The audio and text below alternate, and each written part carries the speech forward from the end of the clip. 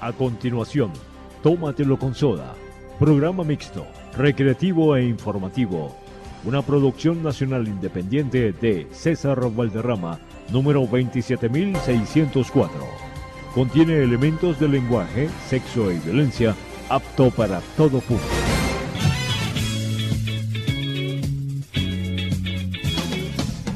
Radio Sintonía 1420 AM presenta. Tómate la vida con soda, tómatela con dulzura, que gente peor que tú. Tómate la vida con soda, tómatela con dulzura, que gente peor que tú. Tómatelo con soda. No hagas colas.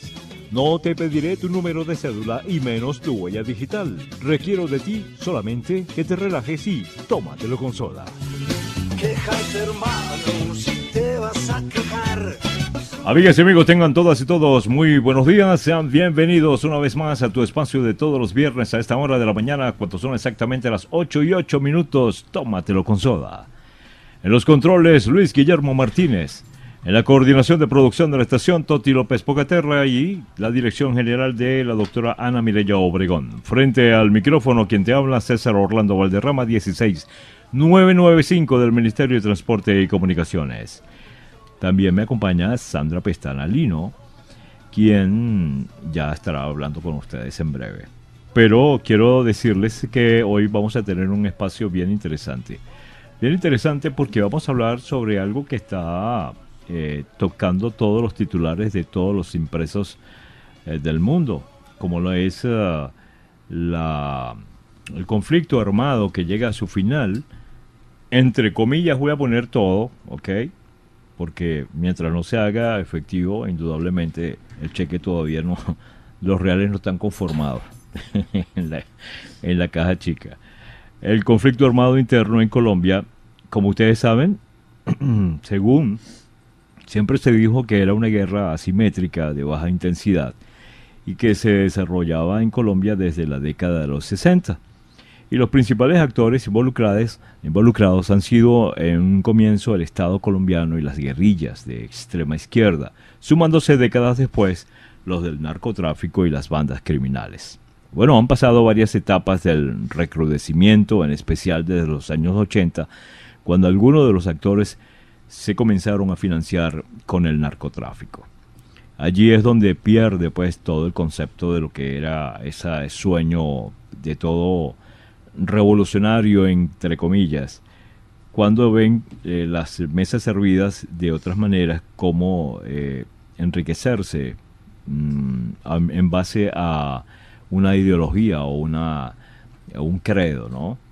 El conflicto tiene sus antecedentes históricos en la época de la violencia. Recuerden ustedes que el conflicto bipartidista que se gestó a finales de la década de los 40 y de los 50 y que tiene sus orígenes primigenios cuando Colombia, entonces llamada la Nueva Granada, se independizó de España e inició una pugna sobre el modelo de Estado que debían adoptar el país. Sin embargo, cada etapa de la historia del país ha traído consigo un enfrentamiento diferente. Las causas que se desarrollaron durante el conflicto armado colombiano se centran en una amalgama de elementos entre los que cabe destacar la debilidad del Estado, el conflicto por la posesión de la tierra, la existencia de marcadas diferencias económicas o la polarización y la persecución de la población civil debido a su orientación política. También esto destaca la permanencia de guerrillas de orientación comunista y la existencia de una industria del narcotráfico que se ha introducido en todos los sectores de la sociedad y del Estado. Dicho esto, quiero decirles a ustedes que en breve vamos a comunicarnos con el profesor Javier Tarazona, quien es el presidente del Colegio de Profesores del Estado Táchira y es una de las personas y de las voces más emblemáticas para concretar esta mesa de trabajo que vamos a realizar. Entre tanto, escuchemos algo bien interesante. Y será el pueblo, el 2 de octubre, el que diga, sí, queremos la paz. Y las razones también que están en esa carta son muy sencillas. La paz siempre es mejor que la guerra. La paz nos va a quitar el miedo con que hemos crecido todos los colombianos después de tanto tiempo de conflicto armado. La paz le va a permitir, la paz nos abre oportunidades que la mayoría de los colombianos nunca hemos visto ni tenido. Ahí están todas las razones, señor presidente, y por eso aquí vengo cumpliendo con la ley para hacerle entrega formal de estos textos y esta carta. También dije desde el principio, hace 4 años cuando se hizo público el proceso, que no se podía decretar un cese al fuego sino hasta que terminara el proceso.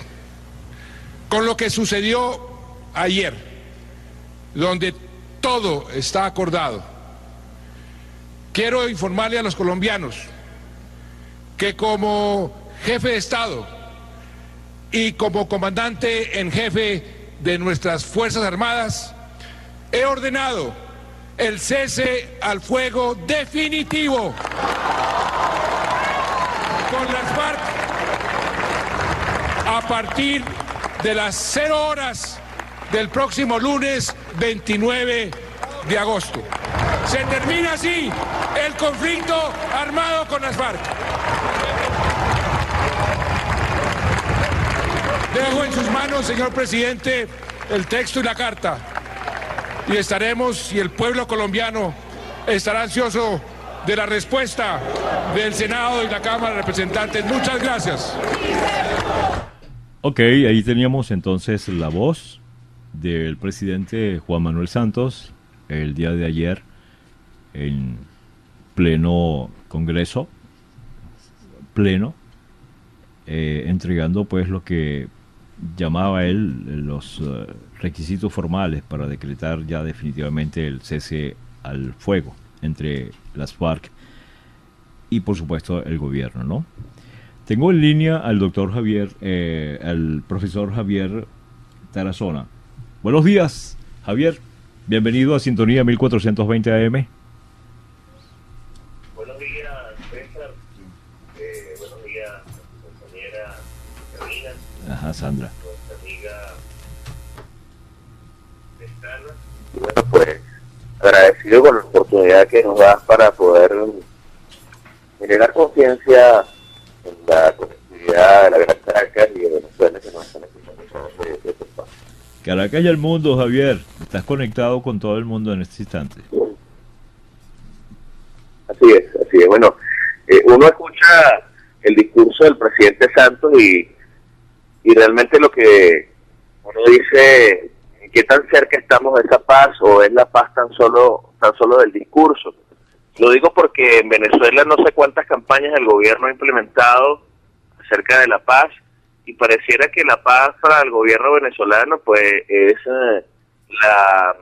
el silencio, es la violación permanente y continuada de derechos humanos, mientras el gobierno venezolano ha estado cooperando en lo que ya hoy está concreto en un papel de la firma entre la FARC y el gobierno colombiano.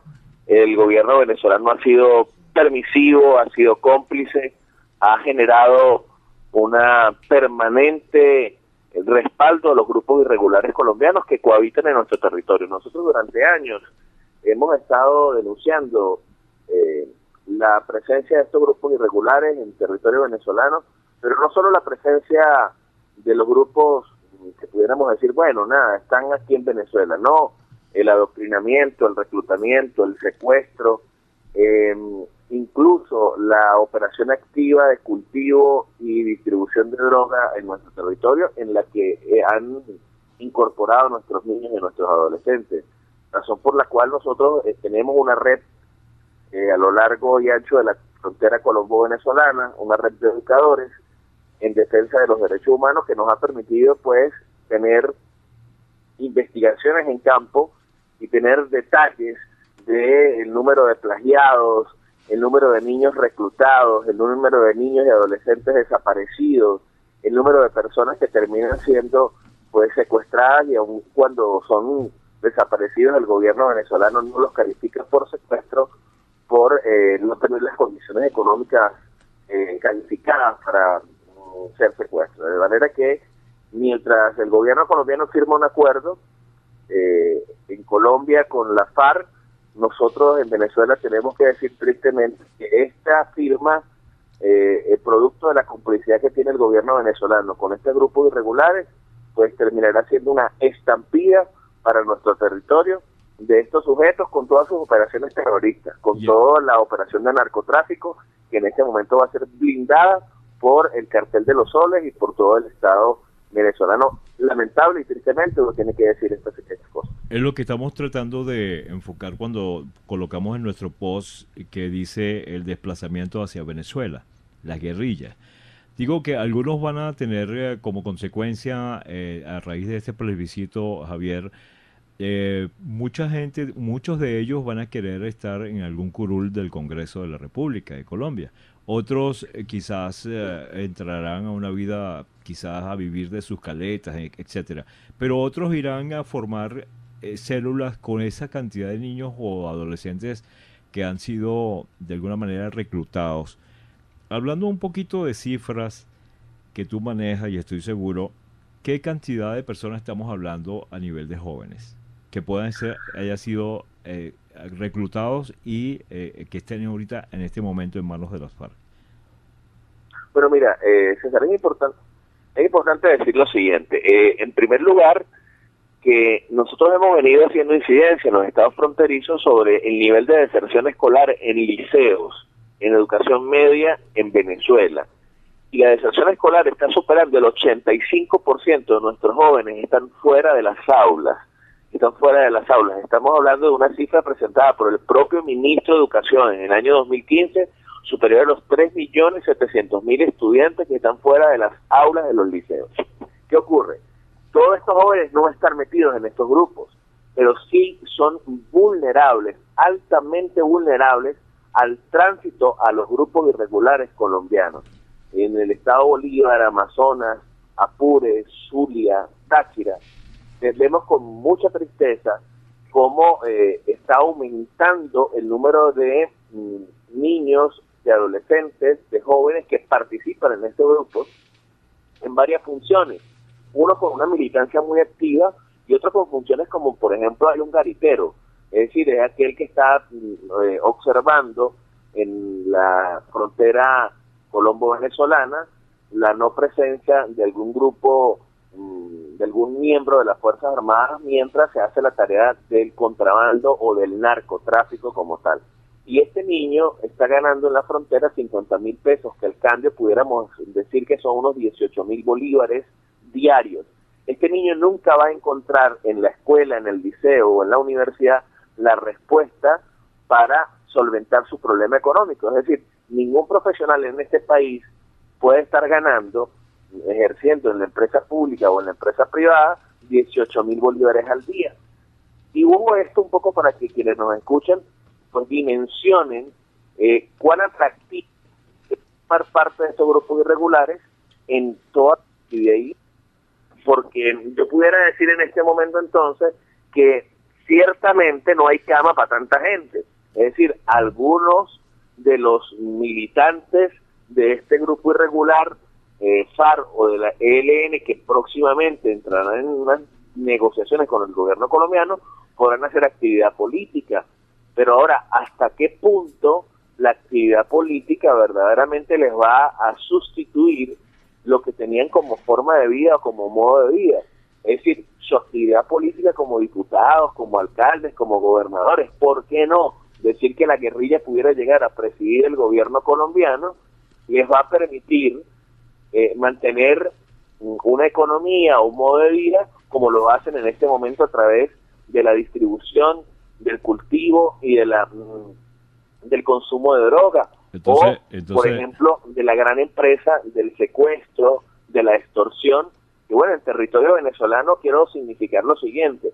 En una investigación que hicimos nosotros a principios del mes de agosto, finales del mes de julio y principios del mes de agosto, Bueno, es sorprendente cómo en los municipios fronterizos con Colombia nos encontramos de forma constante en las casas de las personas un gran graffiti, pintas o panfletos que dicen Camilo vive.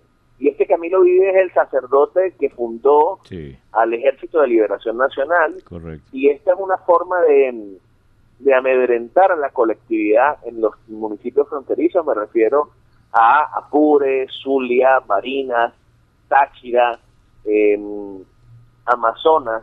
Son estados incluso donde el propio gobernador del estado Amazonas, Gregorio Guarulla, sí, manifestaba que más de 5.000 hombres militantes del Ejército de Liberación Nacional y de la FARC han tomado el estado Amazonas. Pudiéramos estar nosotros pensando en este momento, hablando de cifras, que tenemos más de 30.000 hombres a lo largo y ancho de la frontera colombo-venezolana, militantes de estos grupos irregulares que están habitando nuestro territorio, pero es que libremente tienen emisoras, tienen medios con los que han ido constituyendo en el imaginario social, en la representación social del poblador de la frontera su presencia. Aquí se aplica el síndrome del Estocolmo. En investigaciones que nosotros hemos adelantado, hemos visto cómo incluso la comunidad de la frontera venezolana termina aceptando a estos grupos irregulares como parte suya. Por la ausencia del Estado venezolano, estos grupos terminan resguardando la seguridad o la salud de estos pobladores y terminan entonces reconociéndolo. Tenemos casos como por ejemplo María José Molina, una niña o una adolescente secuestrada por la FARC en el municipio Fernández Feo y que luego termina militando en esta organización teniendo una relación amorosa con un grupo, con un miembro del grupo irregular de la FARC. Aquí estamos viendo el síndrome del Estocolmo, pero además estamos identificando que el traslado de la villa colombiana a territorio venezolano sigue siendo mucho más fuerte, hoy con una estampida producto de este acuerdo y con la complicidad del Estado venezolano. Ahora, de toda esta exposición que has hecho magistralmente, profesor Javier Tarazona, presidente del Colegio de Profesores del Estado Táchira, hablando un poco sobre los medios de comunicación, la permisibilidad que da Bielma Mora para la 96.3, creo que es la emisora de las FARC, que está en pleno San Cristóbal. Y abiertamente hay un principio ideológico donde ya hacen un llamamiento a ser miembro de las filas. ¿Esto va a llegar en algún momento a ser, vamos a decir, castrado por el Estado o va a ser, como hasta ahora ha sido permisivo, tanto como la presidenta nuestra de la Cámara de la Radio ha denunciado muchísimas oportunidades ante el gobierno nacional para que sean investigados, pero no llegan, no traspasa más del papel, o sea, no llegan ni siquiera a Junín las investigaciones. Esto va a ser de esta manera, de alguna manera, siempre permisado. A la actitud que nosotros vamos a asumir como comunicadores o como radiocomunicadores, ¿cuál va a ser el papel de los medios, sobre todo en la parte fronteriza? ¿Y cuál va a ser entonces, según tú, la función del gobernador o el Estado para controlar esa masiva migración que va a haber por parte de las guerrillas? Mira, César y Sandra, yo estoy convencido que cuando nosotros recuperemos las instituciones en este país, nos distanciaremos del fracaso, nos distanciaremos del caos que hoy está reinando. Durante los últimos 4 años, nosotros hemos incidido públicamente a todas las instituciones del Estado venezolano en razón de esto que hemos venido evidenciando como una violación de derechos humanos, y la preocupación que tenemos no es solo el silencio del Estado, sino la acción cómplice para que este problema que denunciamos siga acrecentándose. Es decir, el problema no es una emisora de la guerrilla que denunciamos hace 4 años que se sintoniza en el estado Táchira, y esta emisora irregular pues que emite contenido adoctrinante, contenido que está contra la ley, que acá tanto empeño se le hace a la empresa privada o a espacios como el que en el que estoy participando. Aquí el Táchira ha venido con Atel y ha cerrado emisoras y televisoras comunitarias y privadas donde se dejan escuchar mensajes de disentir en contra del gobierno. Ahora, lo que vemos con preocupación es que el propio gobierno venezolano, es decir, el gobierno del señor Vilma Mora y el gobierno del señor Nicolás Maduro, frente a la denuncia que hace el Colegio de Profesores de Venezuela en el Táchira, lo que ha hecho es acrecentar y tienen una nueva emisora. Ya no es la 96.7 FM tan solo, sino tienen la 95.5 FM, que es el Frente Oriental del Ejército de Liberación Nacional, que se escucha en el estado Apure, en el estado Barinas y en el estado Táchira. Es decir, han ampliado su cobertura, el gobierno venezolano ha prestado su colaboración para que estas emisoras transmitan desde territorio venezolano. Las repetidoras de estas organizaciones están en territorio venezolano. Y nosotros entendemos que esto se hace porque el gobierno venezolano ve a la guerrilla colombiana como un frente de defensa ante su eventual salida del poder. Es decir, el chavismo se atrinchera con la guerrilla para tener un grupo armado que les defienda, que les proteja, entendiendo claramente que la calle está pidiendo la salida del gobierno de Nicolás Maduro y de esto que han convertido en un desastre, en un caos en nuestro país. El ciudadano común, profesor, ¿cómo percibes la aceptación de este tratado que se está firmando o que se firma en Colombia? El que es asediado por la vacuna diaria, el que es asediado por la custodia diaria por miembros de la guerrilla, ¿cómo lo asumen ahora? ¿De qué manera lo van a asimilar? El comerciante de a pie, pues por decir algo, en Rubio, ¿cómo percibes esa aceptación? Mira, yo te voy a decir lo siguiente. Hay dos percepciones que pudiéramos hoy significar en tu espacio. Una, aquel que ha sido víctima, que ha sido desplazado producto del enfrentamiento armado, por supuesto que valora como positivo el acuerdo de paz. Es decir, esto es una luz de esperanza al cese de un conflicto que por más de 50 años ha generado cientos de miles de víctimas y ha desmovilizado y fragmentado familias.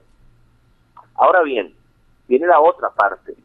Quien ha sido víctima y quien es víctima actualmente de la extorsión, de esa gran empresa del narcotráfico, del contrabando, que dirigen estos grupos irregulares en complicidad con el gobierno venezolano, hoy por hoy está más preocupado.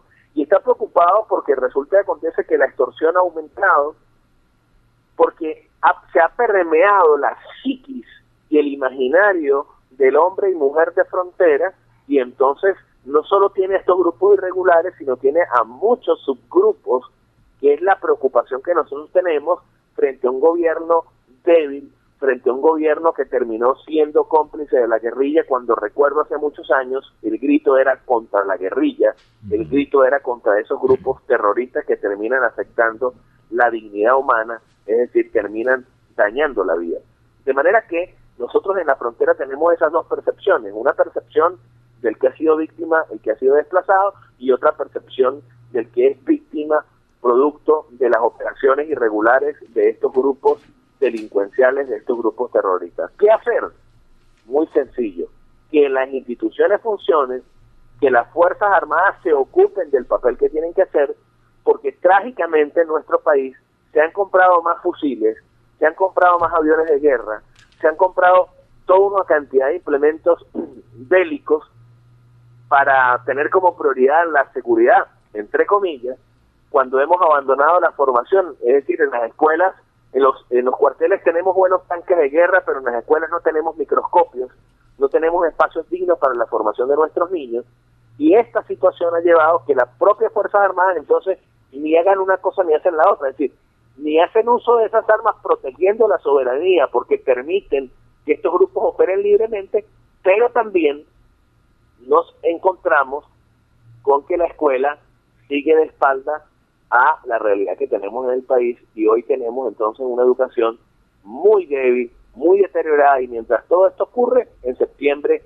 ya nos han impuesto un cambio curricular en los liceos que debemos rechazar de plano. Sí, embrutecer más a la gente para poderlas manejar. Mi pregunta es, ya finalizando contigo, Javier, por favor, gracias de verdad, agradecido enormemente. La última reflexión que quiero compartir contigo, que entre los acuerdos revelados el miércoles, contempla que el partido que surja del tránsito de las FARC a la vida política va a participar en los comicios del año 2018 y 2022 para tener representación en el legislativo. Esto según un documento de la presidencia colombiana divulgado entre la prensa y que se le va a garantizar un mínimo de 5 curules para el Senado y 5 para la Cámara Baja. ¿Qué opinión te merece? Ahí el gobierno tiene una tajada que se va a aprovechar de rebanarla esa torta. Mira, el gobierno venezolano indudablemente está detrás de del financiamiento, del acompañamiento a este grupo de irregulares, producto de su similitud, de su identidad ideológica. Cuando nosotros vemos las revistas que reparte la guerrilla colombiana en territorio venezolano, llamada Antorcha, y los comunicados que entregan a nuestros niños en las escuelas, en los liceos, pues uno observa que el discurso pues es el mismo, al igual que cuando uno hace un registro y un análisis de contenido de lo que transmiten en las emisoras. Ciertamente, el gobierno venezolano tiene una similitud con estos grupos irregulares colombianos, por lo tanto tendrá la mano metida en lo que pueda ser la conformación de este partido político que pueda surgir de la FARC, incluso el financiamiento. No dudaría en ningún momento que recursos del Estado venezolano que pudieran ser utilizados para hospitales, para medicamentos, que pudieran ser utilizados para escuelas, terminen siendo utilizados para el financiamiento de la conformación de este partido político que, digamos que aglutinará un sector de la guerrilla y del movimiento político de izquierda colombiano, que me parece que desde hace muchos años debieron haber activado en política y dejarse de esta retrógrada forma de ver el mundo, como era estar asesinando. Hasta apenas hace unos días estaban asesinando a colombianos. Hoy tienen una lista grande de tachirenses y de venezolanos secuestrados a estos grupos irregulares y el gobierno venezolano no dice nada.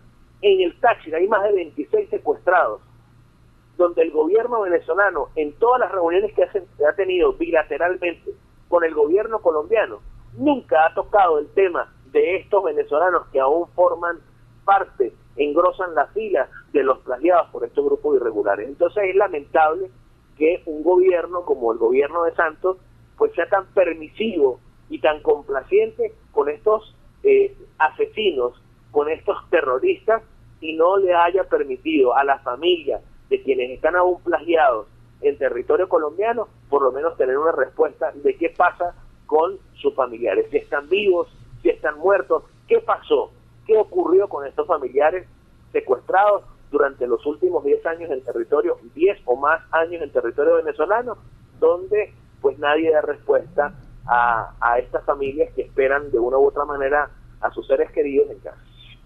Eso es correcto. Bueno, Javier, el tiempo se nos vuela. Muchísimas gracias por tu intervención. Agradecido.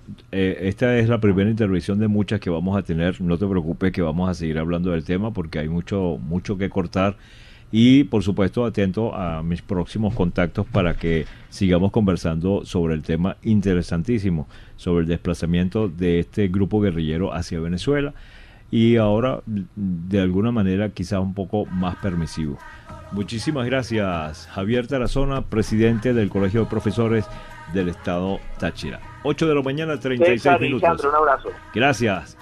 8 de la mañana, 36 minutos. Identificamos y regresamos con más de Tómatelo con Soda. Estás en sintonía de Tómatelo con Soda. 8 de la mañana, 42 minutos. Bueno, Ban Ki-moon expresó su reconocimiento a Cuba y Noruega con las facilidades que prestaron a los negociadores, que prestaron a las negociaciones, quise decir, así como Chile y Venezuela, por el acompañamiento que proporcionaron el final de este proceso, ¿no?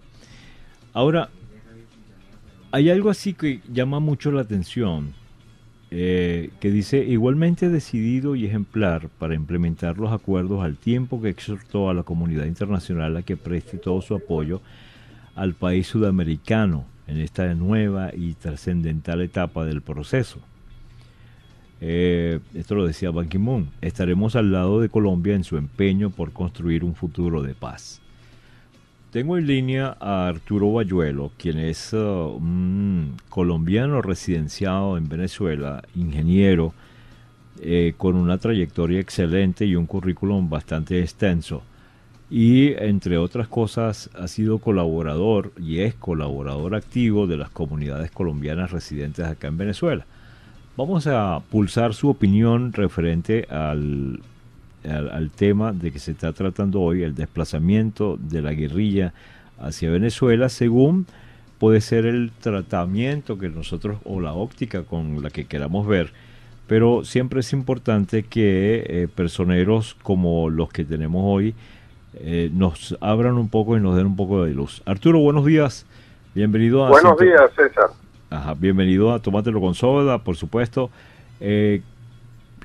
Tengo entendido, o creo que debe ser así, has estado siguiendo el programa desde que comenzamos.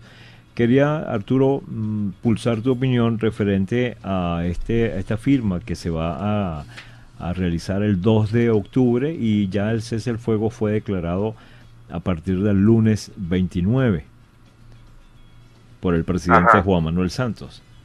Háblanos un poco Así. al respecto. Bueno, César, buenos días, muy buenos días. Sí, claro. Precisamente anoche escuchaba la entrevista que le hacía CNN al presidente Santos. Ajá. Sí, dame un segundo. Estamos en sintonía 1420 AM. Les recuerdo, amigas y amigos, nuestras redes, nuestro punto de contacto 264-1494 y 264-1619. Nuestro Instagram, Tómatelo con Soda 1420. Y en Twitter, @consoda. Continuamos contigo, Arturo. Bien, y todos estos días el mundo ha estado pendiente de toda esta actividad, de este punto de inflexión para Colombia y Venezuela, y en general para América, toda América. Efectivamente, quería hablar de la parte positiva que esto significa para esta situación, para tantos millones de habitantes. Correcto. Colombia y Venezuela, lógicamente, tienen una historia de muchísimos años. Por eso yo siempre le he llamado las hermanas siamesas, inseparables. Esto va a significar tanto para tantos millones de personas que necesitaríamos muchas horas para hablar de lo positivo que ellos significan. No quiero tocar mucho la parte negativa, sino la parte positiva. Claro, claro. ¿Por qué?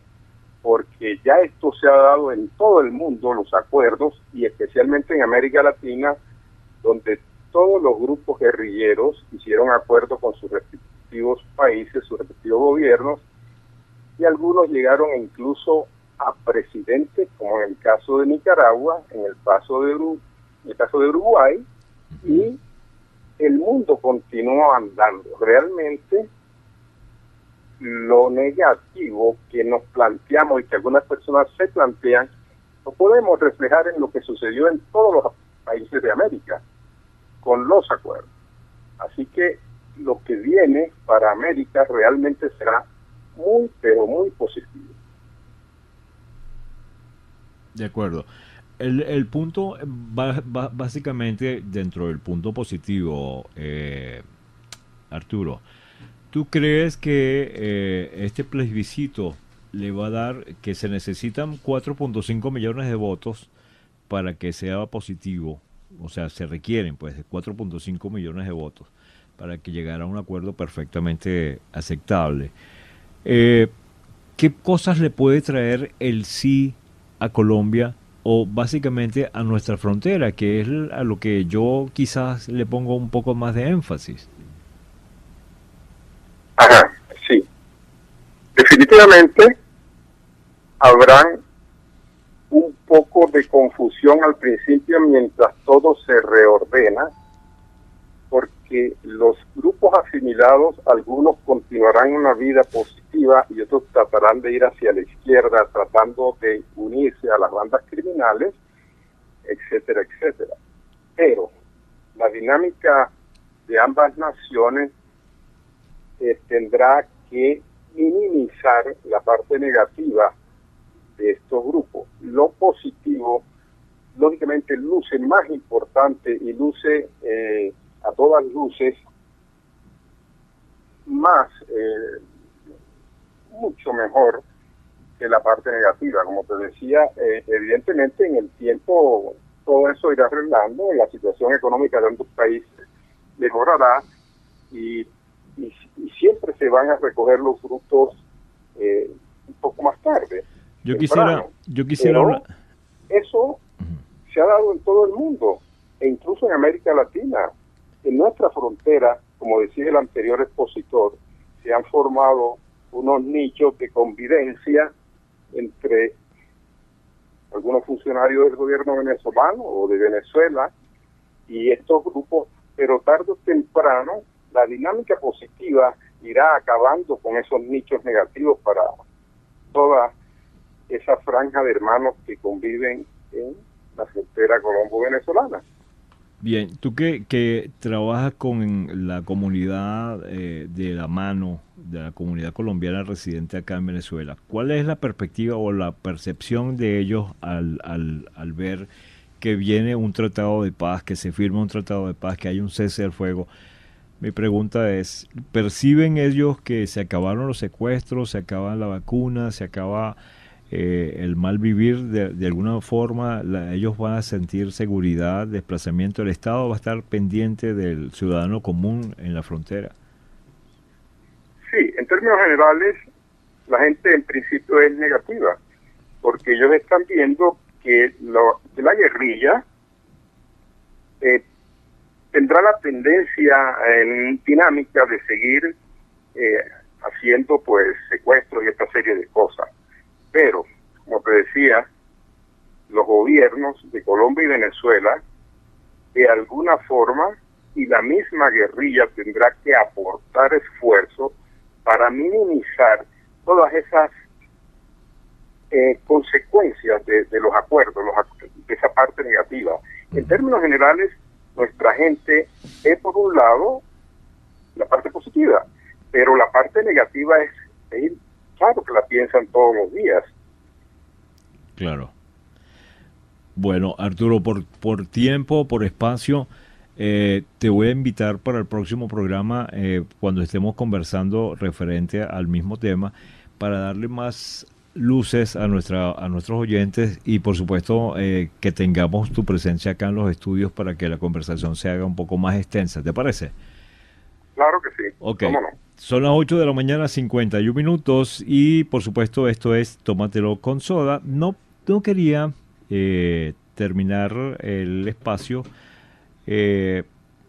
sin antes colocar una conversación que gentilmente pues me cedió una amiga, por supuesto muy querida, porque quería recoger de alguna manera tres impresiones, ¿verdad? Tres impresiones que son muy importantes porque en el contexto está todo lo que es vamos a decir, el análisis que usted, amigo mío, amigo oyente, es el que va a tomar en cuenta. Yo quiero que oigan, es breve, es muy breve la intervención, pero quiero que lo escuchen para yo poder darles más o menos eso, la última visión o esa visión ya que ustedes van a tener como consecuencia la última palabra, el último análisis, ¿verdad? Vamos a escucharlo por un momento. Okay. Por otro lado, está los que vivimos en carne propia lo que es sentir que el Estado vulneró los derechos humanos sobre muchas de las poblaciones, incluida mi familia. Lo otro, a ver, ¿cómo te digo? Es convencerse de que ellos van a cambiar esa estrategia que han manejado durante tantos años.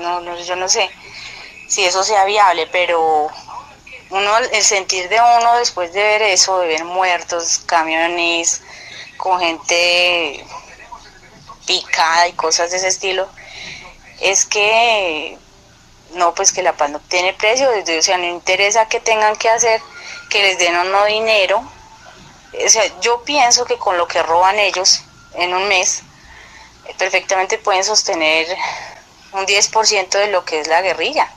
Entonces, yo lo considero más una inversión que un gasto para un país como el nuestro. Y pues que integren a la guerrilla dentro de la política, y eso pues no es más que mera estrategia, porque uno sabe que en el fondo ellos también están sacando su tajada ahí. Es como quien dice, sálvese quien pueda, pero como ciudadana yo sí orgullo y como haber vivido esa violencia aún más, que es un punto a favor de nuestro país, ¿no?